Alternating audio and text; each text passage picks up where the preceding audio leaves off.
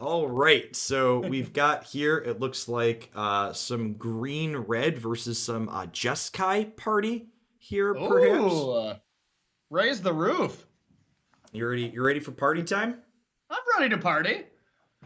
It's the weekend. It's Saturday morning. Let's have a party, Hoogland. Let's take a look see here if we can grab some of their deck lists, perhaps. Yeah.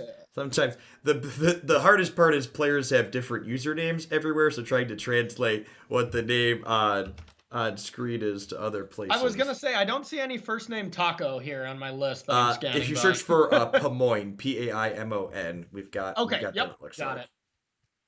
And we see here, Okay. looking at the Jeskai party list, we've got another 19 land aggressive deck basically here, and it looks like maybe Groll Landfall on the other side.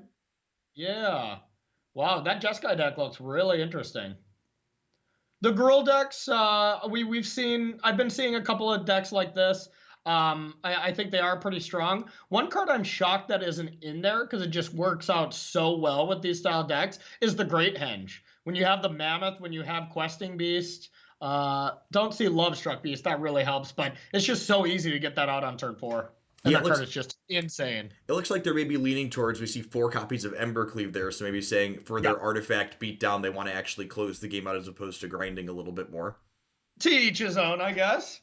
We see that Maul coming down again. I really Yes. love the design of these equipments that attach the turn they come into play. Really feels like it gives them a lot more playability. Yeah, it reminds me of like Pirate Cutlass. But that card was great and limited. But it wouldn't quite make it to standard because it had to be strapped to a specific type. The fact that these don't have any requirements of what they attach to and they just get to attach, I think is excellent. Yeah, we see here Aspirant on Luminarch Aspirant there. This was a card I played a Black White Clerics last night in a set that had this card. And it was really impressive in terms of just how much pressure it added to the board every single turn. It felt really good in board stalls, especially. Yeah, no, I think this card is very good. Especially, I mean, there's a lot of things to do with it. Just at the floor, it is a wait. What happened there? We saw a little bit of a misstep there and an Oh, oops it has from first strike, from our right? green red player. Yeah, the Maul gives first strike in addition to flying. So you got those little keyword icons there on the aspirant. It's just going to hold down the board here very well against the scroll opponent. Yeah, no kidding. There's going to be a lot of that oops emote being used in these early rounds of the tournament while people get used to this. But here's the thing that I absolutely love about this Jeskai deck. This Jeskai deck is just in the market of having a 5 power creature on turn 3 a very high percentage of the time. There is Season Hollow Blades, there's Aspirant, there is that red creature. I can't see the name, but the one that makes cowards unable to block. Then with Maul, Intimidator. Yep. Intimidator, yeah. This deck just hits so hard. I'm a fan. This looks nice. One of the things that's been really interesting with Intimidator in the games that I've played so far, and something that's maybe not super intuitive, is that when you make something a coward with this card, it Uh-huh. loses all of its other typing. So there's different things like we saw the one drop that gives other knights an extra attack. You can like counter that ability, or you can wipe tribal bonuses from lords off of things by Mm. making them cowards. And another thing, you can make humans cowards and then attack and get Winota triggers. Yep, that definitely saw Yeah, that come up a couple of times. that's a spicy one. But wow, how on earth is this Gruul deck ever going to beat this Lumina Aspirant? That seems like such an impossible thing to deal with at this stage. Yeah, and I mean, like, this aspirant's getting big enough to the point where, like, even if Cleave comes off the top, it's just going to be big enough to eat it inside of First Strike. So, like, it almost feels Yeah. like we're going to see our Jeskai players sit here until they're ready to 20 them in the air. Yeah, no kidding. And I mean, we have Primal Mites in the Gruul sideboard, but that's really it. Otherwise, that is just a card that can't really be dealt with. Gruul has notoriously struggled with just killing giant creatures. And you know, these lists are really no different. Yeah, we see a couple copies of Roiling Eruption. Yeah. Is that Roiling Eruption? Royal Eruption. And No, that's the no, I'm destroy a land and kind of funnel, right? Oh no, Oh, never it's the mind. new the new lightning strike type card with kicker. Ooh, So deals 3 and can okay. kick up to 5, but it's a sorcery notably. So if this is basically Grohl's only interaction game 1, this 7/7 is going to Yeah, give him the I business. feel like there is a better red removal spell that just got cast. It is just 2 mana sorcery, deal 4. You would think that that would just be better because it kills Omnath and Questing Beast. So that's an Well, interesting conclusion there. Royal notably hits players, right? So the aggressive deck Okay. is looking to play it as a little bit of reach in addition to removal, I think. Sure, sure. No, that makes sense. That makes sense. So we see those primal mites being one of the first things reached for here by Taco, and I kind of like what Taco's doing here. We see them cutting their cheaper landfall creatures and pulling up a little bit. They're bringing in interaction, and it looked like Gargadon as well out of the sideboard. Classic deck name there from Taco. I could not agree more. Wise words. Yeah, a Jeskai player also building. How many people build their or do sideboarding like this? This is crazy to me. Yeah, you really get the other half, and I think that's just a good tip in general too. Like we're poking fun a little bit, but as a good just tip when you're learning how to sideboard and stuff, being able to visualize your curve will help you sideboard, because I think that's something that newer players especially miss a little bit. Is It's very easy to just like take out bad cards and add good cards, but then mess up your curve incidentally if it's not on your mind.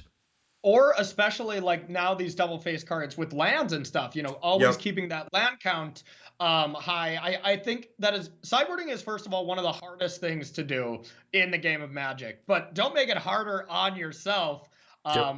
by kind of not having the best overlay here. Ooh, this is a card I'm really excited about as far as a sideboard card is Red Cap Melee. I think this card's going to be excellent. Kills Omnath, kills all these huge creatures. The sacrificing a land thing is a liability when you're not playing against a specifically all red deck, but usually worth it. I mean, yeah, sacrificing a land is better than just dying, right? Yeah, that's true. That's true. Let's get the fact checker. Yep, nope, that's true. And one of the things, talking about those spell land cards too, is one of the things nice when you put your deck in pile view and you're looking at something you'll see me do frequently is you can drag them around, right? So you can visualize not only where they're at in your curve, but also like what your land count looks like there and try and see them both ways. Exactly. Yep. And honestly, what I do is put cards down on the deck next to each other with cards I'm bringing in, cards I'm taking out, and then you see the shifts and stuff too, along with the curve, and then I put them into the curve, so you kind of just get a visualization of what you've been doing. So then for future references, if it's a card you don't like or you sideboard in a way that you don't like, then it's a little bit easier to realize, hey, I already tried this. We see a new card from Zendikar that we haven't seen yet today in hand for point on the bottom of our screen here in Linvala, Shield of the Seagate. And this card's got a lot of text on it. Yeah, that's one I'll have to double check on because I haven't seen that card cast yet. It's just blue-white in general as an aggressive strategy. There's not a lot of support for it. Yep. And, there's no blue-white pathway as well. So it is just a tricky card to make work. Yeah, I think one of the important things to keep in mind when looking at Linvala is that I think you have to look at this card as, okay, it's a 3/3 flyer that can give your things indestructible or hexproof, and if that giant paragraph in the middle happens at some point, it's like that's nice, but if this card is playable, it's playable because of flying and the bottom paragraph. And honestly, I think that's true for every party card. You cannot be playing these party cards and just say, oh, but if I have a party, this insane effect is going to happen, because it is not it is not easy to complete these parties. Correct. Yeah, you need, and that's, Constructed Magic in general kind of has that focus for the last few years, in that you can't play cards just because they're synergistic. If they're synergistic, that's great, but they also need to be individually powerful and a decent rate on their own. Yeah, 100%. Yeah, it almost feels like Standard has been a lot more about these passive synergies, like just Breeding Pool and Nissa. That's not an active synergy, but those type of things have been more powerful than, a night-themed deck or something like that, which is a little unfortunate. Yep. Yeah, the closest thing we've seen, I think, to a real synergy deck in Magic in recent years is the Jund Sacrifice deck in Yeah. historic at the Invitational last weekend, I think is pretty synergistically driven, but also pretty individually powerful cards too. Like Cat Yeah. is like probably the weakest thing there, but Cat Oven on its own is just so good. Yeah, no, totally agree. And even the Rakdos Arcanist deck too, that one was fits that mold pretty well as well. Man, do I love that deck. We see that Royal Eruption there take out one of our things. We're going to see Scavenging Ooze start getting grown up here. Notably, there is not that Maul on Pomoyne's side of the board that was able to kind of take over and lock down the board in that first game. Yeah, that card just seems so very important for this style of deck. And it is a little brutal when you just have a ton of equipment and you don't get your creatures or whatever, but a decent price to pay for a card that is just so powerful.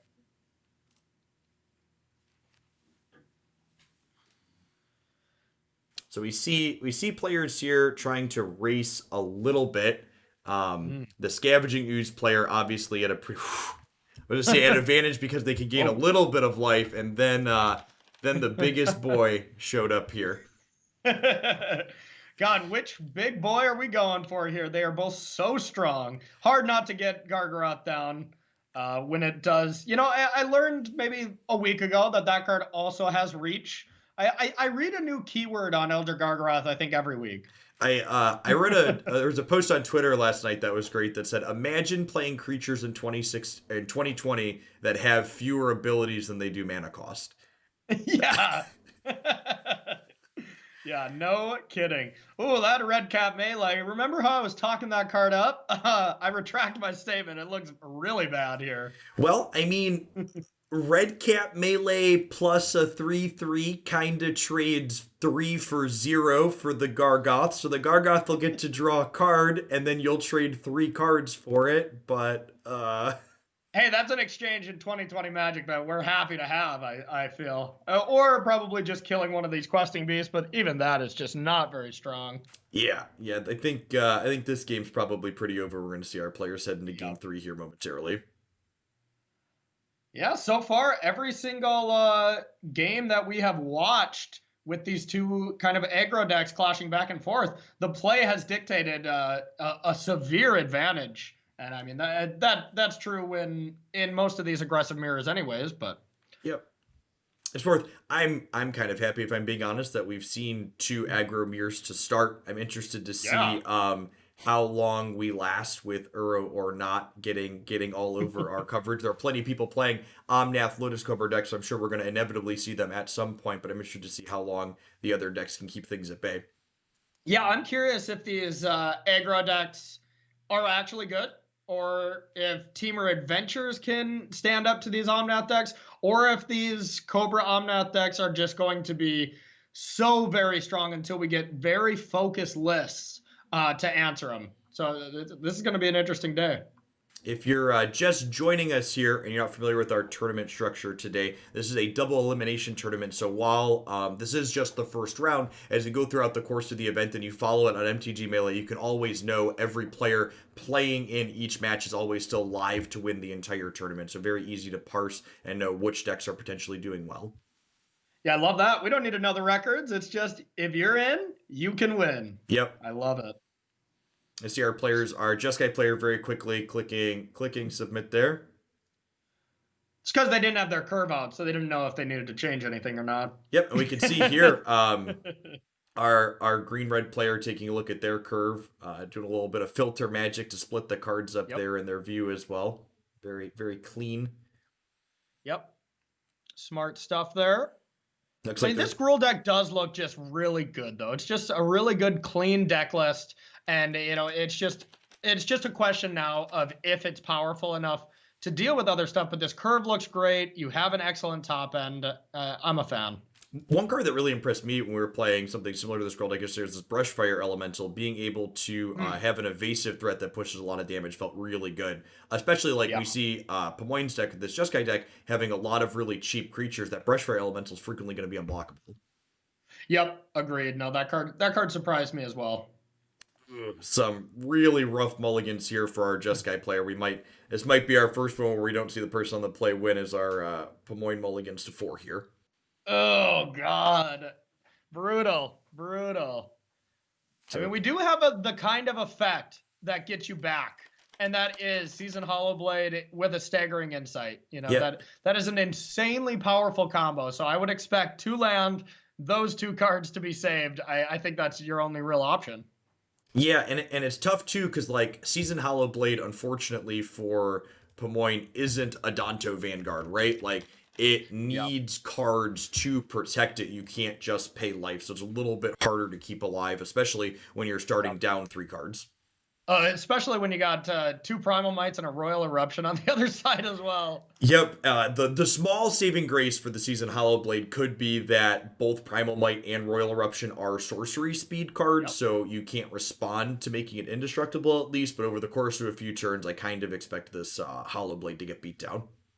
It's going to be interesting because Season Hollowblade with the staggering insight, you're drawing 2 cards a turn, and you only need to discard one of them each turn. You're not going to be playing many lands or anything, and you're going to kind of be all in. But I could see a world where this works out decently for the Jeskai player. And for the mana side of the board here, again, we see what kind of we talked about in the pre-show, where our Jeskai player had 2 of these pathways to start. So they technically had all 3 colors in their opener, but now once they've played their lands, they've made a decision, and they don't have all 3 colors on board yet. Agreed. Yeah, I mean, if we had Hollowed Fountain into Sacred Foundry, that'd be much better, But you'd, of course, take 4 damage, and they're also not legal, so... You get disqualified after taking the damage. It'd be a whole big mess, really. Yeah, exactly. So you see here, Staggering Insight come down. So our Taco up top is going to have a choice between trading the Scavenging Ooze for a card in Pomoyne's hand or letting Pomoyne start to unmulligan, essentially, here. Yeah, and here's the thing. The block here is not only preventing the card draw, but it's also forcing a discard. So I almost like a block here. Yep. But the problem is next turn you're still not killing it as long as Pomoyne does not play a land. Yeah, I mean, like, you're basically... your removal spells are just Raven's Crimes at this point. Yep. And that's not something you're really very excited about. Robber of the rich on the top of our board here from Taco. Not going to be robbing anyone anytime soon. No, absolutely not. This is kind of a tough spot if you're on the girl side. I think, like you said, Corey, this Staggering Insight plus Hollowed Blade is like exactly the type of opener Pomoyne needed to be able to recover from the slow draw. The girl player just does not have good answers to the setup. Yeah, no kidding. And I think I would just go for another creature and just keep chump blocking, keep them in the abyss a little bit until I can go like Rada, Primal Mighted, or something like that. But yeah, answering these indestructible style threats by just throwing away your cards, that's a good way to unmulligan yourself. That's for sure. Yep. And if you're on Pomoyne's side, you're basically just like, I'm not casting spells until I have, a card left over to do something with. I'm all in on this Hollowed Blade, and if it's not good enough, it's not going to be good enough. Exactly. Once Season Hollowblade connects, then we can maybe think about playing stuff. But so far, not going to happen. Cute little interaction here with being able to crack Fabled Passage to force another discard. Yep, that Elemental going to get to jump up to a 3/3 here, but Hollowblade again turning indestructible. And while these exchanges don't feel great from the Pomoyne side of the board, all of these exchanges are 1-for-1s. You're basically trading this card in your hand for their card on board. So you're staying ahead on board and you're keeping 1-for-1, and eventually you're going to generate card advantage. Yeah. And man, like, think if we get a land and we can strap this Maul and just ignore a blocker here, all of a sudden you got to just think it's going to be very hard for Pomoyne to lose. That was a huge hit off the top. There's an Embercleave there. It looks like our Taco trying to decide if they want a Primal Might here, and Primal Might's a fight, right? It's not a bite, or is it a fight? Yeah, Primal Might's a fight, so you lose Rada in this exchange. This one is a 2-for-1, naturally. So, yeah, I mean, if we get a land, I think we maul. Okay, just kidding. A better land. No, don't play that. Don't play that. Oh, that's no. I think that's our misstep here. I think if that's it. Because we have that Royal Eruption on the top side of the board here, so Pomoyne's empty-handed finally, and if you're the girl player, you're just like snapping this off, just like, all right, kill your thing. Yeah, I mean, honestly, I don't see... I really do not think there was a way that Pomoyne was actually going to lose this on a mull to 4 if we just never played lands. Honestly, I mean, the Gargaroth would have been rough, but the Gargoth might have gotten it regardless, but I agree. Sans like the Gargoth happening or something that I think we should have prioritized protecting our queen there in the Hollowblade. Yep. Yeah, we got Pomoyne in chat just saying, yeah, I got a little greedy there. Recognizing it is a good step. The magic of time shifted features, right? Being able to reflect in real time. Exactly. Oh yeah, and I mean, this game was just hanging on to a thread. So once that was dealt with, it's almost 0% for this deck to win with the mulligan to 4. That's just very unfortunate, but I can't stress enough. This deck is cool. I'm very interested in this style of aggro deck. And I think something too, like, it's worth noting if you think about the mulligans that happened on Pomoyne's side of the board, they mulligan just because they didn't have any lands, and in the games that they've played, their mana's been functional, which that's like the big question in these multicolored decks, like, okay, does our mana work? And it really looks like there's something here to at least consistently play the spells. Yeah, exactly. Yeah, you get a Jeskai Triome, which is great. You get a lot of pathways, and then you get these awesome spells that can be lands like this Hazard. I'm with you. I think that card is so good. Either kill Lotus Cobra or play a land. That's how it reads most of the time. But in these style of aggressive decks, it's very important to kill Cobra. You know, I heard that if you put Embercleave on the Gargoth and then you zoom in on a Magic Arena, the entire United States Constitution is present in the text box. Oh, really? Yeah. I believe it. I was gonna say, like a Javier Dominguez gets his wings or something like that every time a Gargaroth gets a cleave. Oh, right. Oh yeah. Well, that was a thorough beating. Unfortunate mulligans there, but that Gruul deck looked awesome as well. And convenient as we go, it looks like that's our time-shifted feature match has ended, and round 2 pairings are already live. So bing, bing, bang, boom, we are going to keep